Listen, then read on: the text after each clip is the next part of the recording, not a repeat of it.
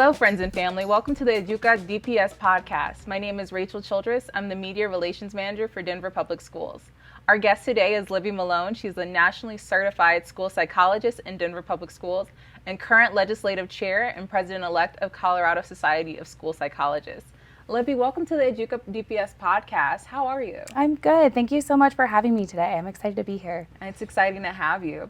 I know you're very passionate about the work that you do. Can you share a little bit about yourself and what you do with DPS? Yeah, so I've been with DPS for about 8 years now. I actually started here as an intern, so it's been really great to grow my career here in DPS. I currently serve on the CSSP, or Colorado Society of School Psychologists Board, where I work with legislators and our committee to make sure that the laws that are being passed in Colorado really reflect the needs of our school psychologists and students and families ultimately. I have 2 young kids. One just started in DPS, and we're very excited to be DPS parents now too. So exciting. So just for our general audience, what is mental health? Yeah, so mental health really includes our emotional, psychological, and social well-being. It can affect how we think, how we feel, how we act, how we interact with others, and how we respond to situations, whether they're stressful or just any day situation. Gotcha. Well, how can mental health impact students at school? So mental health can impact in so many different ways at school. Students struggling with mental health may not want to attend school or have difficulty paying attention when they're in school. They might have difficulty doing academic tasks or socially interacting with their friends or classmates in the building or outside of the building. When students struggle with mental health, like anxiety or depression, and if it goes unaddressed for a long period of time, it can lead to a cycle of really negative thoughts, negative feelings. So we want to make sure that we have caring adults in their life who can help respond to those. Definitely. So you touched on some signs and symptoms. What exactly are some of those signs and symptoms that we should look for a student that has some mental health needs? Yeah, one of the big ones is school avoidance. So if you have a student who wakes up every day and they have like a tummy ache or something is wrong and there's no known medical need or necessity around it, we may want to consider what stressors are happening at school. But other school things too, like were they doing really well in a class and all of a sudden they're not doing their homework for that class anymore, or they're not doing well in that class anymore. Or have they become hyper-focused? So they have to be perfect on every single thing that they do, and it's making tests and homework take a really long time and be a stressful event. Definitely reminds me of me with the fake tummy. How is mental health being supported here at DPS? It's supported in a number of different ways. So students might be receiving social emotional learning groups from a teacher in their classroom. They may be having small groups with a school psychologist or a school social worker to focus on specific things like grief or social skills. Some students receive specific one-on-one services with a school psychologist or social worker.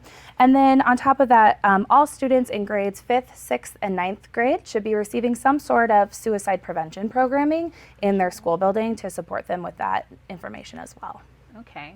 So you touched on this also. What kind of providers support mental health in schools? So the mental health providers that we have specifically in DPS include school counselors, school psychologists, and school social workers. We also have many outside community partners like Denver Health and Maria Drost, who have therapists and counselors who come in and work in the school with students who may need extra support with parent consent as well with those services. Okay. Well, how can a student in those situations access our mental health supports here at DPS? Yeah, we would really suggest starting with reaching out to the school psychologist or the school social worker. So whether it's the child themselves coming to us, we receive a lot of referrals from teachers when they have concerns or maybe see signs that they are worried about. But parents as well should reach out if they are noticing changes in their child or things that they think they could have extra support with. Okay. Well, going back to those tummy ache and those mental health days, can students take those mental health days here at DPS? Yes, so mental health days count as an excused absence. We actually have a board policy that guarantees that with acknowledgement from the parent as well as school administrators, that mental health is seen as the same as physical health. So if you had to take time off to go to a doctor, we would count that as an excused absence. Now, if you need to take time off to go see a therapist or a counselor or maybe address some mental health stressors going on, that counts as an excused absence as well. Okay. So looking at the larger picture, What does the state legislation say about mental health days for students in Colorado? So in 2020, legislation was actually passed guaranteeing that all school districts need to have a plan for how to address mental health days. So even if you have a student who isn't in DPS, their school should have a plan to have excused absences as part of mental health needs. Okay. And are there community resources for families and parents with mental health needs? Yeah, so on top of Denver Health and Maria Jose, like I mentioned before, we also have Servicios de la Raza in Northwest Denver. They have a lot of Spanish-speaking providers, and they provide services for families who need those language supports. And then we also have the Well Power System, formerly known as Mental Health Center of Denver.